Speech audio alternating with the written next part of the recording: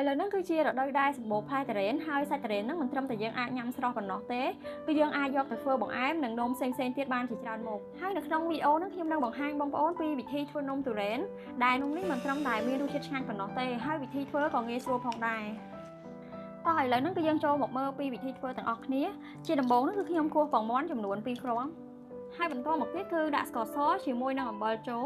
ហើយចំពោះស្ករនេះអ្នកទាំងអស់គ្នាអាចប្រើជាស្ករសធម្មតាក៏បានដែរដោយសារតែខ្ញុំអស់ស្ករសធម្មតាទើបខ្ញុំប្រើជាម្សៅស្ករនៅពេលដែលកូរពងមាន់ចូលគ្នាជាមួយនឹងស្ករសរួចហើយគឺយើងដាក់ទឹកស្លឹកតើយ50មីលីលីត្រចូលបន្ទាប់មកគឺកូរចូលគ្នាឲ្យសព្វ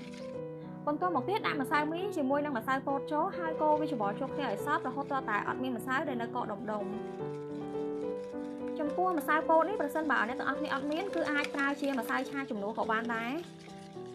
ហើយនៅពេលដែលកូរម្សៅបានចូលគ្នាសព្វល្អហើយគឺយើងចាក់ទឹកដោះគោចំនួន150មីលីលីត្រជាមួយនឹងប្រេងឆាកន្លះស្លាបព្រាបាយចូល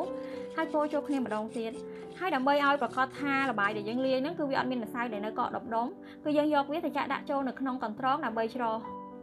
ហើយបន្ទាប់ពីច្រោះរួចហើយគឺយើងយកថង់ហ្នឹងមកគ្របរួចហើយយកទៅទុកនៅក្នុងទូទឹកកកកន្លែងធម្មតាហ្នឹងរយៈពេល30នាទីបន្ទាប់ពីលាយម្សៅរួចហើយឥឡូវហ្នឹងគឺយើងចាប់ផ្ដើមវាយគ្រីម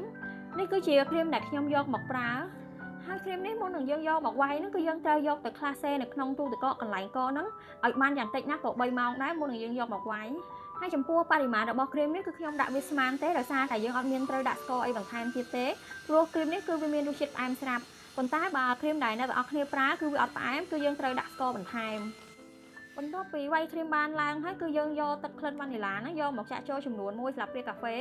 បន្ទាប់មកគឺយើងវាយវាច្របល់ចូលគ្នាឲ្យសព្វហើយគ្រីមដែលខ្ញុំវាយនេះគឺខ្ញុំប្រើរយៈពេលប្រហែលជា75នាទីដែរក្នុងការវាយគឺយើងត្រូវវាយវារហូតដល់តែឡើងខាប់បែបនេះហើយនៅពេលដែលយើងលើកប្រដាប់វាយហ្នឹងក៏វាអត់មានហូរធ្លាក់ចុះមកក្រោមដែរ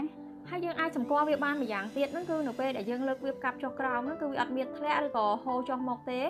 គឺបានន័យថាគ្រីមរបស់យើងហ្នឹងគឺរឹងល្អហើយគ្រីមនេះបន្ទាប់ពីវាយរួចហើយគឺយើងត្រូវយកវាទៅទុកនៅក្នុងទូទឹកកកវិញនេះគឺជាសាច់តារ៉េនដែលខ្ញុំយកមកធ្វើនំហ្នឹងហើយសាច់តារ៉េននេះគឺខ្ញុំប្រើសាច់តារ៉េនដែលរាងទុំបន្តិចគឺយើងត្រូវបកយកគ្រាប់ចេញពីក្នុងសាច់តារ៉េនហ្នឹងរួចហើយគឺយើងត្រូវសង្កត់រហូតដល់តែសាច់តារ៉េនហ្នឹងរាងម៉ត់បន្តិចបន្ទាប់ពីសង្កត់សាច់តារ៉េនរួចហើយគឺយើងទុកវាមួយឡែកសិនចំពោះការចាក់ម្សៅសម្រាប់ធ្វើសម្បកនំហ្នឹងគឺយើងត្រូវការខ្ទះដែលអត់ជាប់បាតហើយខ្ទះនេះគឺមុននឹងយើងយកម្សៅមកចាក់ហ្នឹងគឺយើងត្រូវដាក់កម្ដៅវាឲ្យរាងក្ដៅបន្តិចសិនចាំដួសម្សៅហ្នឹងមកចាក់ពីលើហើយនៅពេលដែលចាក់ម្សៅរួចហើយគឺយើងត្រូវលើកខ្ទះកន្លែងបន្តិចដើម្បីឲ្យម្សៅហ្នឹងជាប់ពេញនៅនឹងបាតខ្ទះរួចយើងលើកខ្ទះហ្នឹងយកទៅចាក់ម្សៅដែលនៅសល់ចេញបន្ទាប់មកគឺយើងត្រូវយកវាមកដាក់នៅលើចង្ក្រានហ្នឹងដោយបើកភ្លើងតិចៗរហូតដល់តែមុខខាងលើរបស់ម្សៅហ្នឹងស្ងួតអស់ហើយរយៈពេលដែលសម្បកនំហ្នឹងឆ្អិនយើងអាចលើកឡើងបានហ្នឹងគឺប្រហែលជា1នាទីហើយចំពោះការចាក់នំនៅនឹងខ្ទះបែបនេះប្រសិនបើខ្លាចថាវាជាប់នៅនឹងបាតខ្ទះហ្នឹងចំពោះនំដំបូងហ្នឹងគឺយើងអាចលាបប្រេងបន្តិចហើយចំពោះនំបន្ទាប់ទៀតគឺយើងមិនបាច់លាបក៏បានដែរ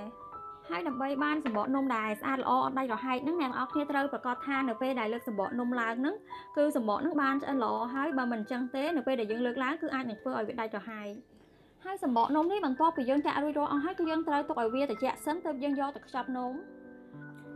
នៅពេលដែលយើងខ្ចប់នំហ្នឹងគឺយើងត្រូវយកសម្បកនំហ្នឹងផ្នែកនៅខាងបាតខ្ទះហ្នឹងដាក់ឡើងខាងលើរួចហើយយើងដាក់គ្រីមជាមួយនឹងសាច់តារ៉េនហ្នឹងដាក់ពីលើហើយដាក់ប្រមាណក៏បានដែរតាមចំណូលចិត្តបន្ទាប់មកទៀតគឺយើងលើកជាសម្បកនំហ្នឹងបត់ខ្ចប់ស្នូលហ្នឹងឲ្យជិតនំនេះបន្ទាប់ពីអ្នកទាំងអស់គ្នាខ្ចប់ស្នូលហើយគឺអាចយកទៅទុកនៅក្នុងទូទឹកកកកន្លែងធម្មតាហ្នឹងរយៈពេល1ម៉ោងទៅ2ម៉ោងទៅរសជាតិរបស់វាកាន់តែឆ្ងាញ់របៀបនៃការធ្វើនំទុរេនបានរួចរាល់ប្រសិនបើមានកំហុសឆ្គងត្រង់កន្លែងណាសូមអធិស្ឋានហើយបើបងប្អូនចូលចិត្តវីដេអូនេះសូមជួយចុច like និង share វីដេអូនេះទៅកាន់បងប្អូននិងមិត្តភ័ក្តិដទៃទៀតហើយសម្រាប់អ្នកដែលមិនទាន់បានចុច subscribe YouTube Channel ក៏ដូចជា follow Facebook Page កុំភ្លេចចុចម្នាក់មួយផងដើម្បីបានទទួលវីដេអូថ្មីៗបន្តទៀត